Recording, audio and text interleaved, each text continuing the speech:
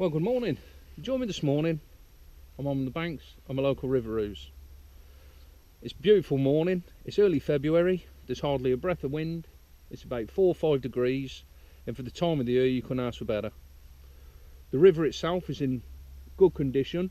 It's a little bit lower than what I'd like for the time of the year, but they have been letting a lot of water through along at the sluice at Denver. But it's still got a nice little bit of a run to it and a nice little tinge of colour. So hopefully there might be a few fish in the area willing to feed. I'm fishing an area that I've fished a few times through the season, where I've had some good results, and I've been wanting to fish it through the winter. And up until now it hasn't really been in the right condition on the weekend to fish here, so hence the reason I'm here today. Like I say, it's a beautiful swim. As you can see, it's flat calm. I'm fishing with the rod up in the air because, like I say, there is a little bit of a run to it. So I'm actually fishing 3 parts the way over, and I'm fishing with the rod up, like I say, but I'm actually fishing with a bow. And I'm pointing the rod slightly downstream a little bit to combat with that bow, so hopefully the feeder will hold without bouncing about too much. I actually started with a 22 gram feeder just to see if it would hold, and it held a little bit, then a couple of times it would bounce. So what I've actually done is I've added a 5 gram clip-on weight, and that is holding bottom just perfect, like I say, with that bit of a bow. I did swap to an ounce feeder, but that was too heavy. It was putting too much of a bend in the tip as the flow was picking up on the line, and you've got to get it just right, I believe, personally, for those fish to want to take it. It's almost got to be critically balanced, so if they just move the hook back a tiny bit, you get a little bit of a drop back bite. So like I say, I'm fishing with a 20 gram with that 5 gram clip-on weight there, which is just enough to hold the bottom without it bouncing around. I'm fishing 2 dead maggots on a size 20 hook. I've got a 28 inch 010 hook length. I've got a quick change bead. I've got a twizzled loop there of about 3 inches. A stop bead just there, so the feeder just buffs up against it. Like I say, I've got a 2 inch link and I've got the feeder there. Line wise, I'm fishing a 4 pound main line. Get that on there. So I'm fishing a 4 pound main line, which is a line I haven't used before, and I thought I'd try it today. It's a matrix feeder line. It's a nice colour. It's a nice sort of dusky sort of brown colour. I tried it before I spooled it up, and it seems quite strong. So sometimes I fish with a shock leader, but today I'm fishing straight 4 pound. The rod I'm using is a Cadence CR10 12 foot number 2 feeder, which I've got coupled up with a very soft 1 ounce tip. The reel, again, it's Cadence reel, which is a CR10 4000. Very, very smooth reel, very light magnesium construction to go with the light rod, so it's not overbalanced. And all I'm doing is putting a little bit of chopped worm and a few casters in the feeder. Like I say, I'm putting that out about 3 parts the way over in creating that bow. So I've got it on a clip, and I'll get a couple of turns on the reel. Then once that's hit the bottom, I'll just put it on the rest and just let the flow take up the slack, which is creating the bow. Ground bait wise today, I've chosen to use Bait Tech Pro Natural Dark and Pro Natural Bream. They complement each other really well, these two mixes, and it's a mix that I use a lot through the summer months and autumn months as well. Mixing them together creates a very, as you can see there, a nice fine mix. And with the addition of the Pro Natural Dark, it just darkens it off just that little bit, but not too much. Like I say, I've chopped up some worming castor. Not too fine, because I'm hoping there might be a few skimmers or the odd bream in the area. And I've just got some red and white maggots mixed. A couple of weeks old, so get rid of them today. Got a few casters, of course, won't go anywhere without any worms. So like I say, what I did at the start, I started off by sort of putting out a fairly bigger feeder, sort of that sort of size, and I put out about 3 or 4 feederfuls in the area where I'm fishing. Then I've clipped on that smaller feeder and started to add a little bit of chopped worm and a little bit of castor. As you can see there, got plenty of feeders to go at should the flow change or drop off. I've got some 2-ounce feeders, got some smaller feeders as well if I want to drop down on the sizes.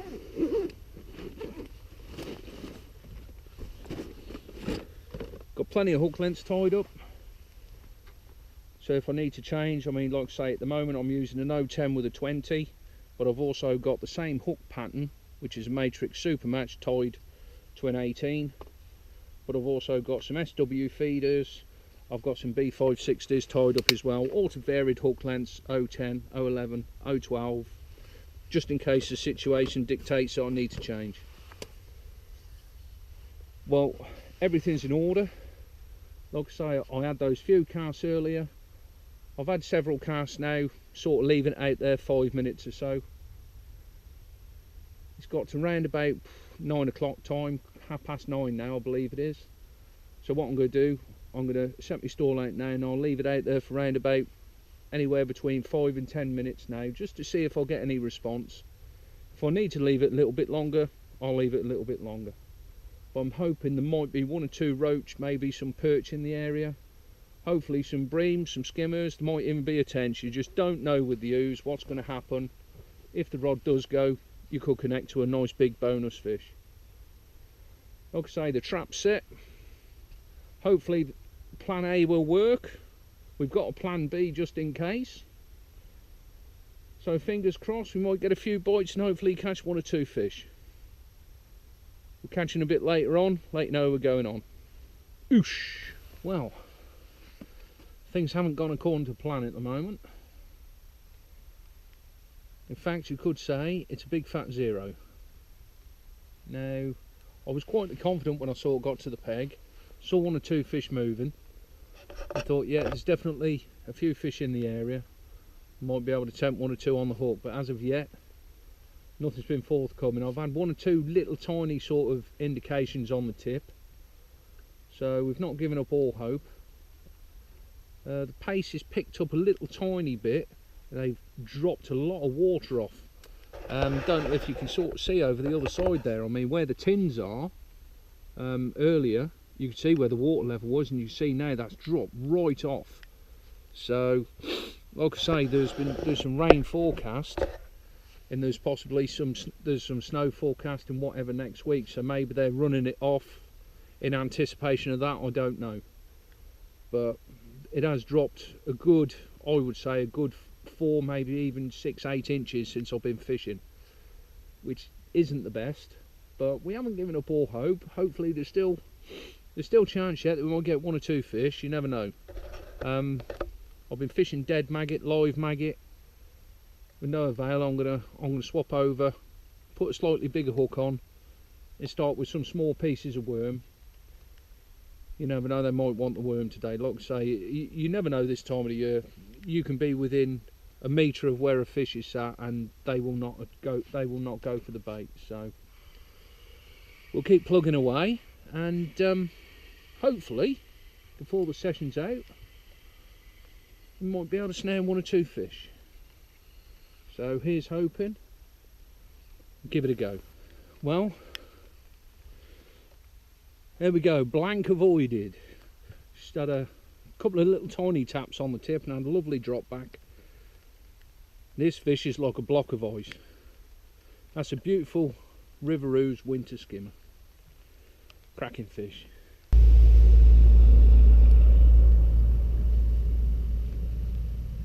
think they're attacking the feeder more than anything else. They're not touching the maggot. Fishing double dead maggot.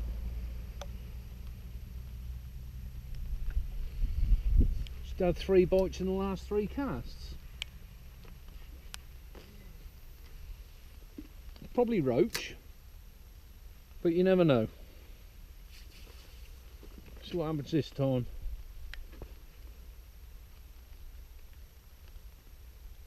Feed's on the bottom now. Like I say, hit the clip, just got about, turn on the reel. Now just letting it settle, letting it pick up the bow.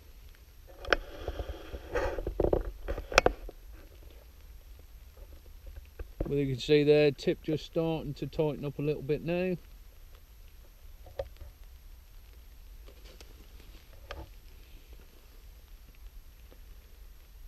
So I've sort of cast in front at an angle and got the bow going round.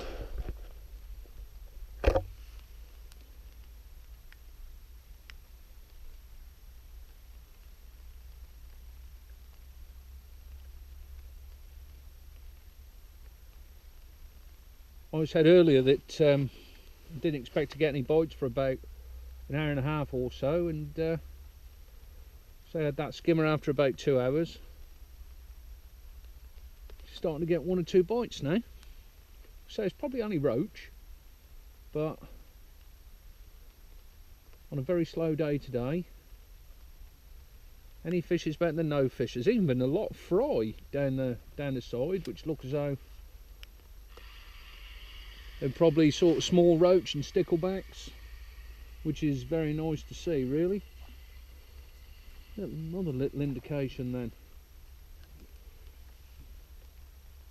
No, maggot's not touched. So put a little bit of chopworm and castor in the feeder.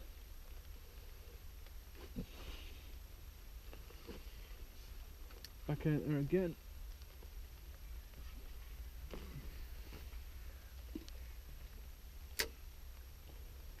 I'll just go back, turn the line on the reel.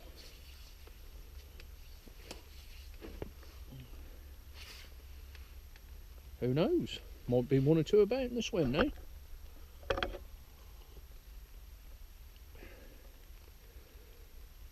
I mean, it has started to rain, but it's not very heavy.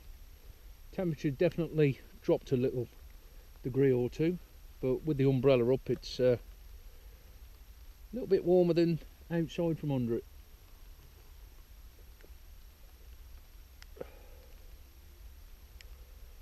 The old cup of coffee's a godsend.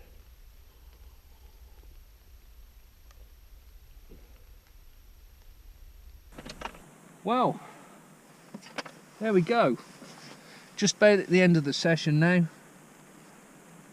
It's been very, very tough. I never had any more fish after that skimmer.